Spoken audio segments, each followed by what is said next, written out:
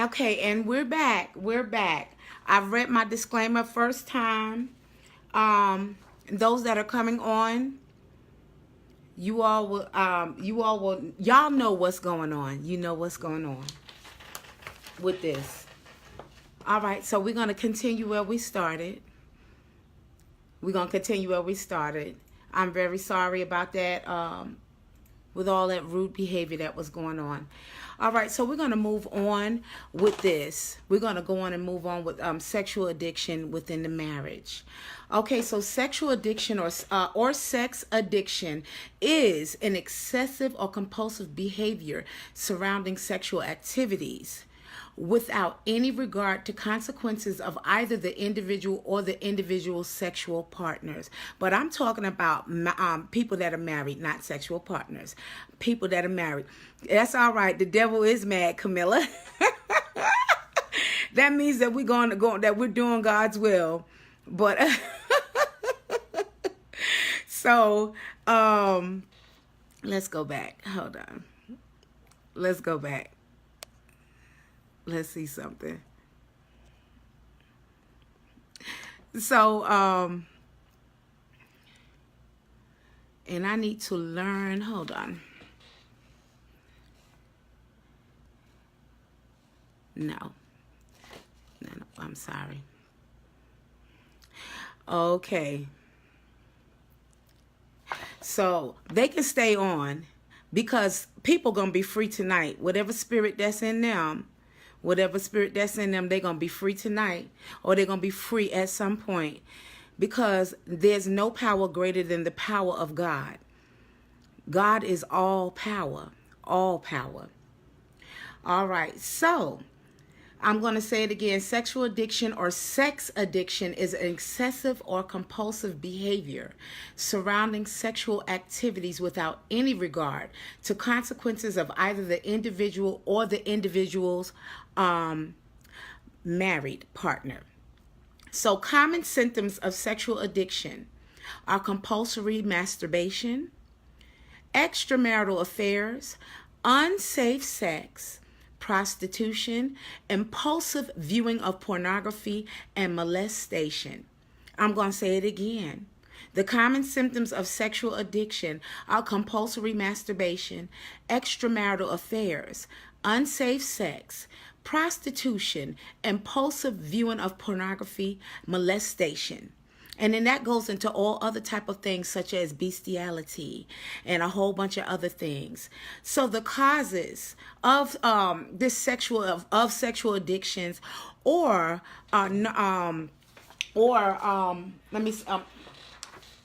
nymphomania. And nymphomania, it's really funny how nymphomania is it's geared more towards the female. So it says nymphomania is an uncontrollable or an excessive sexual desire that is in a woman. So nymphomania is considered a disease that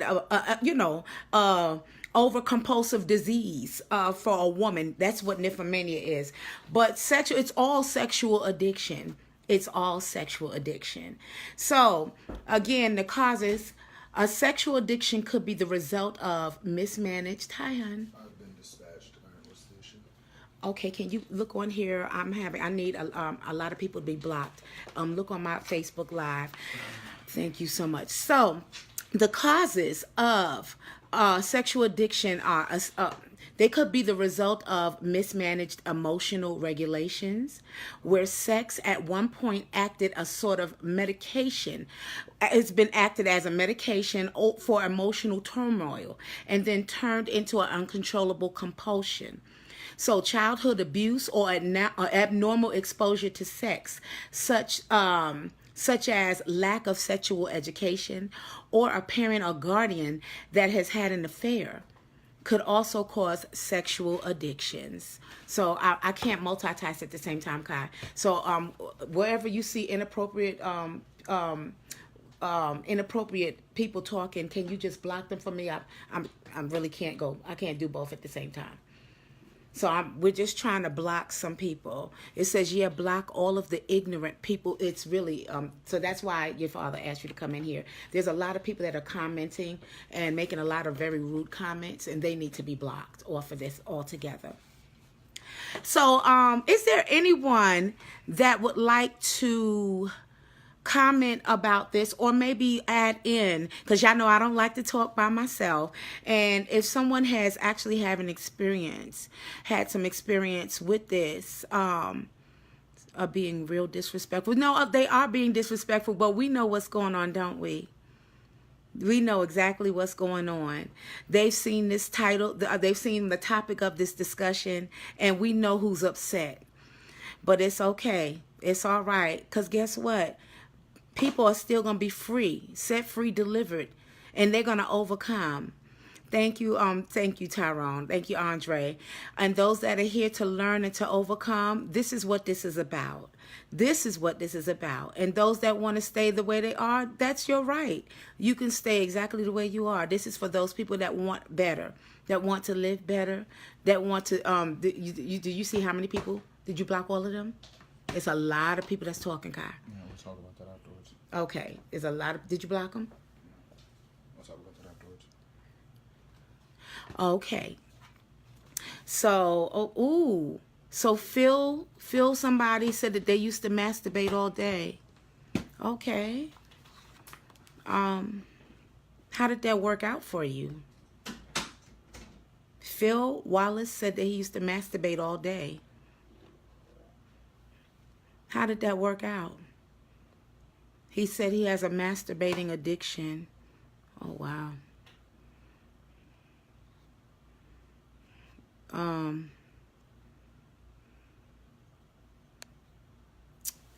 So, what did he say? My husband is addicted to beating me, and I'm addicted to liking it. Okay. So Aj Espo said that their husband is addicted to beating them, and they're addicted to liking it. Well, then this is not the platform for you, because if you like it, then there's no problem. This is for people that they're not comfortable for what they're doing, what's going on with them. So this isn't the platform for you. If you like it, then you like it. Then you're with the right person. All right. Okay, so Megan and Ali. Okay. All right. Here we go. So does anybody else have anything constructive to say concerning this? Someone did ask a question. Okay, my degrees are in psychology. My degrees are in, and I'm a graduate of Ashford University. My degrees are in psychology, and I am a graduate. I am qualified. I am qualified. So talk to Phil, Shanrae. He actually wants help. Okay, Phil. Wow. Let me go back. Phil, let me try to find, Phil, what you said. You said you was addicted and you need help. Okay, listen. Phil, can you take this number down? Phil, take this number down. If someone can please write this number down. Write this number down, Phil. The number that I would like to give to you is 1-888-545-7724. Again, Phil, I want you to take this number down. 1-888-545-7724. There is help for if you feel like that you are out of control, Phil. Call this helpline. It's just a support line. I don't want you to feel, any kind of way. It's a support line. If you would call and talk with them, someone right where you are, they can come and make an appointment with you, or you all can do a telephone consultation, and they will be there to aid you in whatever areas that you're looking to overcome. Phil. So if someone can please write this number down for me. Camilla, someone, I'm sorry, I'm scrolling. Thank you so much. The number is 1-888-545-7724. Yes, it is. It is a support line. And there is, we can talk about that a little bit later on. Thank you, Phil. Thank you, Phil, for being so open and so candid. With this. So let me move on. We talked about the causes. Some causes, not all, but some causes of sex addiction. The treatments, let me go into some treatments now. Oh, hold on, I just saw something. Things are going back.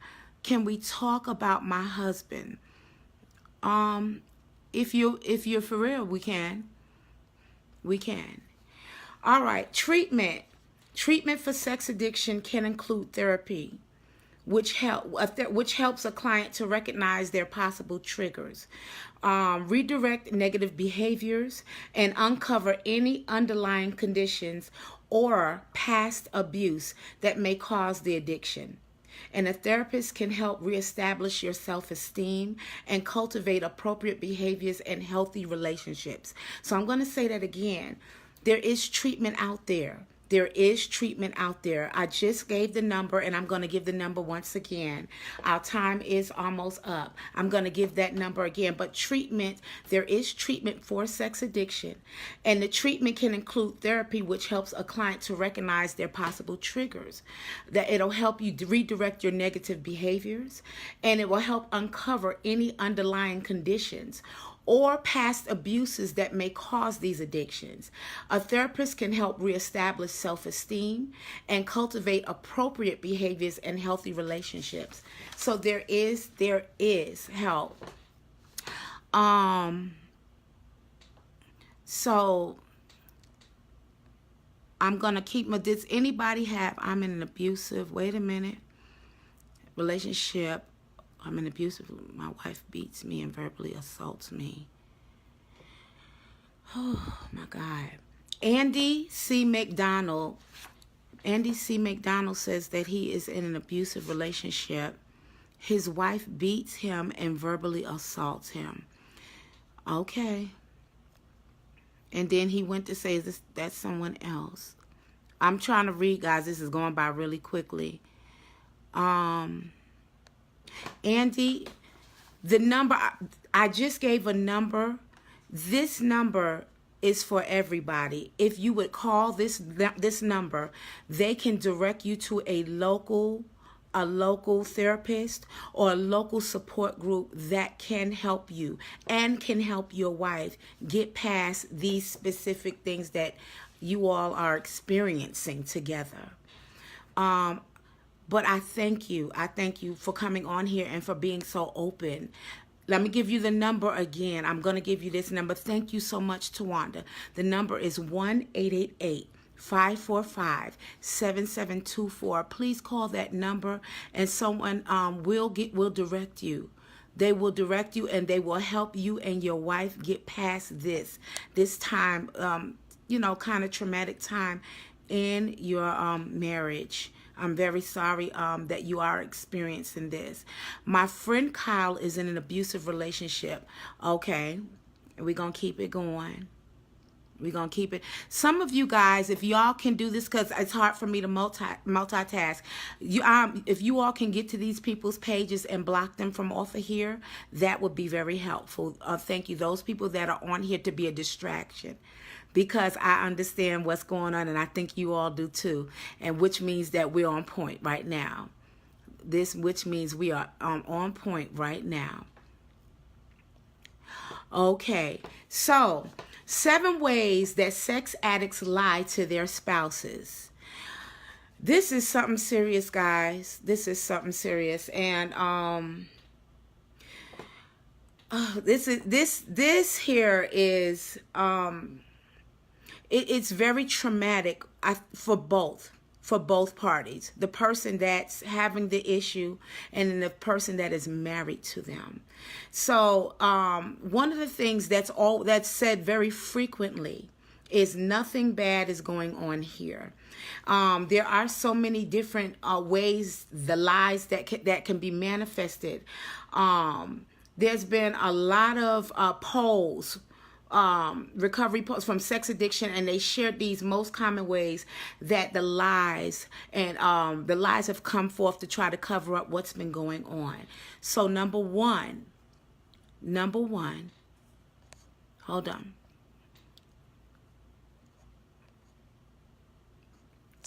Okay.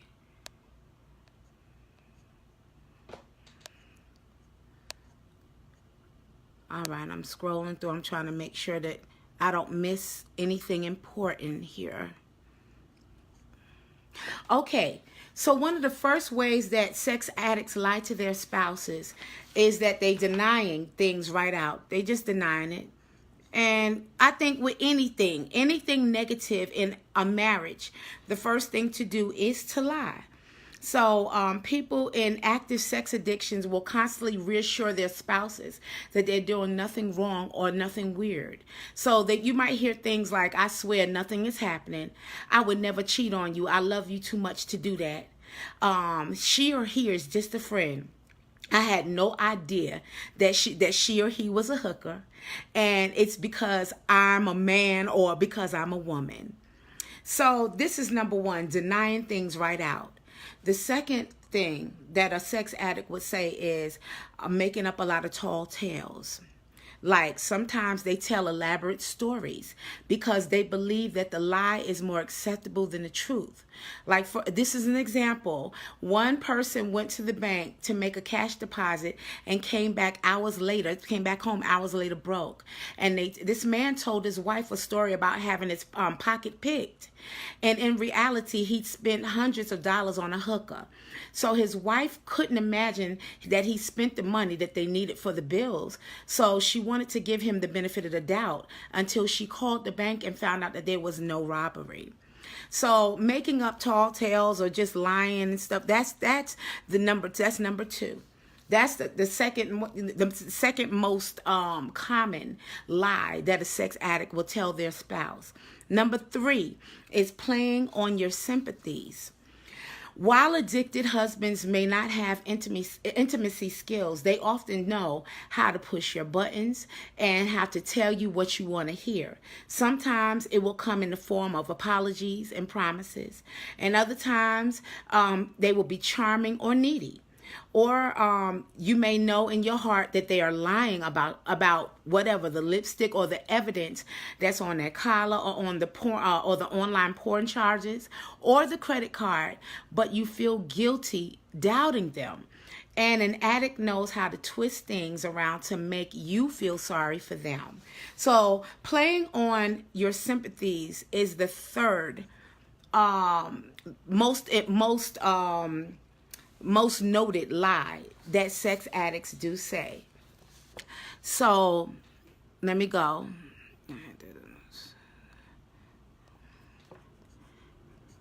And we're going to keep it moving because some people really are going to be free up in here. And the rest of y'all are free to live your lives the way you want to. The way you want to. All right. So the fourth most common lie in a sex addict is discounting your instincts, which is like you're lying to yourself. I so block when people love. Thank you, Dre. Thank you so much. Thank you, Clayton. Thank you. All right. So this is lying to yourself. Discounting your instincts. Another strategy is to say things that make you feel like there is something wrong with you. They may discount your instincts and observations by altering the truth. Like one man regularly told his wife that your intuition and your feelings are not correct, and he would refute her accusations by belittling them. So the fourth and most noted lie for a sex addict is trying to discount the wife's or the husband's instincts. So number five is playing the perfect spouse. Playing the perfect spouse. Okay, so number 5 is playing the perfect spouse. Sex addicted people will often create two separate worlds. They remain attentive fathers or mothers and loving husbands and look after the family. They are so congruent in that behavior that it is hard for them or hard for you, for the other person to see that they are living a double life. And so their mate may be prowling for sex at the office by day, but when they come home, they're devoted. They're devoted family husband or devoted family wife. So number 5 is the most noted lie within a sex addict is playing that perfect spouse. Number 6, and I think is the most common, is picking a fight. That's number 6. Picking a fight. So some men or women try to make their spouses mad at them so they can storm out of the house. They pick at something small or rehash an old argument, which brings things to a boil until you scream at them. And then they'll say, well, that's it, I'm leaving. And that was the plan all along, to have a reason to leave the house, to go find a liaison. So you may be you may be left thinking, oh God, I ran. You may be left thinking that, oh, I just ran them out of the house. But however, it's more like that you've been set up. So number 6, which I think is the most common form of common form of a lie, is picking a fight with your spouse. So number 7. And the final one out of the top 7 lies that sex addicts use towards their spouses is number 7 is using rage to change the subject. So another strategy is to become enraged. If you ask a question or you get in the way of sexual pursuits, even the slightest things can set off this rage, which works to deflect attention and when they're caught in a lie. So one man remembers telling his wife to just shut up. I'm not full of rage. I'm not raging. It gives an addict another excuse to disappear from the conversation. So does anybody legitimately have any questions or anything or any scenarios concerning or any experience at all concerning this topic here? And I'm going to go back over all 7 of the most, the 7 of the top lies that sex addicts tell their spouses. Number 1 is denying things outright. Number 2 is making up tall tales. Number 3 is playing on your sympathies. Number 4 is discounting your instincts. Number 5 is playing the perfect husband or wife. Number 6 is picking a fight. Number 7 is using rage to change the subject. So I want to talk about healing for both partners, and then we're going to go right back into giving this helpline for those people that if you don't want to talk about it, you don't have to. But there is help out there for those people that want help. And again, I apologize to those people that are legitimately on here for the ignorance that's going on right now, but it's not stopping. You ain't stopping nothing. You ain't stopping nothing. God's will is going to be done, and people are going to be saved, healed, and delivered, and they're going to overcome. But if that's not what you want, then don't worry about it. You already know what you want. Live your life. But this is for people that feel like that they're out of control, and they want a healthier way of life. So there is healing for both partners. And then I'm going to end with a couple of scriptures. There's healing for both parties. So in specific inpatient programs at the ranch, men and women learn to get honest and vulnerable with their peers. So following the Patrick Carnes model, it is important for there to be a full disclosure by the addict to their spouses. And it is highly recommended that both are in therapy for 3 to 6 months, so both can be more grounded when this occurs. Ideally, the disclosure will happen with both of their therapists present. But although full disclosure is important, the need for too many details isn't. So spouses often want to know what the sex partners look like. They often, so they can ruminate. They can ruminate on, what does she have or what does he have that I don't have. So during one disclosure, a client confessed that he would have a weekly liaison with someone at a particular hotel that was part of the skyline of their city. And every morning, their spouse would drive to work and was triggered by seeing this hotel. So full disclosure can lead to healing, but too many details can be damaging to this marriage, to your marriages. So many men and women that are in recovery say that telling the truth is freeing. It's freeing for them, and that sharing it with their spouses means that they can finally leave behind the secrets and take off their mask. So I'm going to give this 1-800 number again. 1-888-545-7724. 1-888-545-7724. My time is about up, but those people that genuinely are on here, or if you know someone or a couple that may be experiencing this type of trauma in their marriage, and they want to be free, they want to have a healthier marriage, please pass this number. Thank you, Andre. Please pass this number, this support line number on to them. Again, the number is 1-888-545-7724. And because there is help out there for those people that want help. There really is. I'm going to leave you all with the scriptures that I started out with. 2 Timothy 1:7, that God does not give us a spirit of fear, but he gives us power, love, and self-discipline. And I also want to leave you with this one. I want to also leave you with this one scripture, 1 Corinthians 13:4-5, that love endures with patience and serenity. Love is kind and thoughtful, and it is not jealous or envious. Love does not brag, and it is not proud or arrogant. It is not rude. It is not self-seeking. It is not provoked, nor overly sensitive and easily angered. It does not take into account a wrong endured. Those couples that may have experienced this type of betrayal or this type of trauma in their marriages, but you love each other and you want to be with each other, and you want to make your marriage work, that 1-800 number that was given out, you all please call it, and seek some therapy or a support group, because I'm telling you, we can overcome. You can overcome and over anything. You can make it even through this rough patch here. Knowing the triggers, knowing where the root of this came from. There is help and there's hope.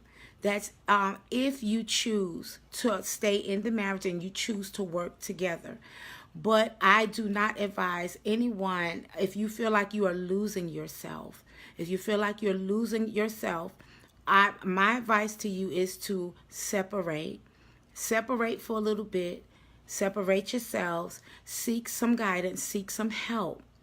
And then if the party that is experiencing this trauma, this type of compulsive behavior, if they come to terms with what's going on with them, and if they seek help, and if they want to change, and y'all decide to come back together, then I'm telling you, you can do all things. You can make it.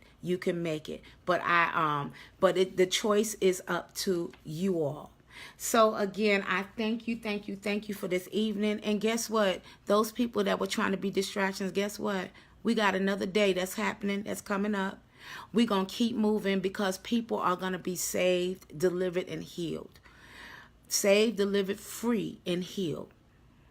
What you didn't stop anything this evening, and you ain't gonna stop it. And you ain't gonna stop it. So I thank you all that was on here, and you supported this. And if you know people that need this help, please pass that number along, 1-888-545-7724. And on Thursday evening, we're going to have, hey Cecil, we're going to have some pastors on here. So you demons and devils, get ready. Get ready, get ready. And while you're still on here, I see y'all trying to sneak off now because you think it's over with.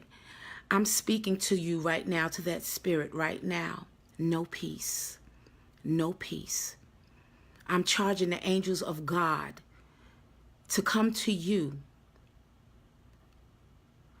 To come to you where you are. You've messed with the wrong people tonight. The Bible, the word of God says, touch not mine anointed, neither do my prophets no harm. This is not the place. This is not the time. And because you tried to touch this platform tonight, you will suffer behind it. I'm speaking it in the atmosphere wherever you are. You'll be coming back and asking for prayer for real. All right, we're going to end this evening, and until Thursday, we're going to have some pastors on, because guess what? Ain't no devil in hell. You cannot win. You cannot win Satan. In the name of Jesus, God gets the victory. People are going to be set free, healed, and delivered in the name of Jesus. So I'm going to end this with the theme song.